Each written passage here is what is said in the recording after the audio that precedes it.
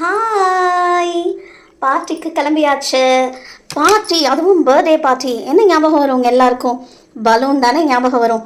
இப்போ பலூன்லேயே என்னென்னவோ ரகங்கள்லாம் வந்துடுச்சுல்ல. இதோ லைட் எறிகிற பலூன். ஆனால் 200 வருடங்களுக்கு முன்னாடி இந்த பலூன் எப்படி உருவாச்சு தெரியுமா? இந்த மிருகங்களுடைய சிறுநீர் பையத்தான் பலூனாக பயன்படுத்தியிருக்காங்க. விளையாடுறதுக்கும் பயன்படுத்தியிருக்காங்க, அதில் உணவை சேமித்து வைக்கவும் பயன்படுத்தியிருக்காங்க. அது மட்டும் இல்லாமல் கலீலியோ இந்த காற்றின் இடையை பார்க்கறதுக்கு எது பயன்படுத்தினார் தெரியுமா? இந்த மிருகங்களுடைய, முக்கியமாக பன்றியினுடைய சிறுநீர் பையத்தான் பயன்படுத்தியிருக்காங்க.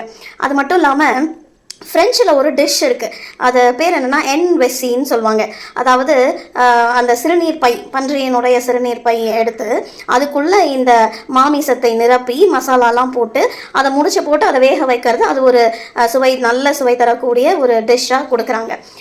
அது மட்டும் இல்லாமல் இந்த வியாபாரிகள்லாம் வந்து பாலைவனங்களில் ஒட்டகத்தினுடைய சிறுநீர் பை, இறந்த ஒட்டகத்தினுடைய சிறுநீர் பையில் தான் நிறைய பொருட்களை ஸ்டோர் பண்ணி அதை அந்த பாலைவனத்தை கடக்கிறதுக்கு எடுத்துகிட்டு போகிறதுக்கு பயன்படுத்தி இருக்கிறாங்க. இப்படி பலவாறாக பயன்படுத்தி இன்னும் மிடிவல் யூரோப்பில் வந்து பார்த்திங்கன்னா மாப் ஃபுட்பால் அப்படின்னு சொல்லிட்டு ஃபுட்பால் விளையாடுறதுக்காகவே இந்த பன்றிகளுடைய சிறுநீர் பையை பயன்படுத்தியிருக்காங்கன்னா பார்த்துக்கோங்க. சூப்பர்ல, நல்ல தகவல் இல்லை?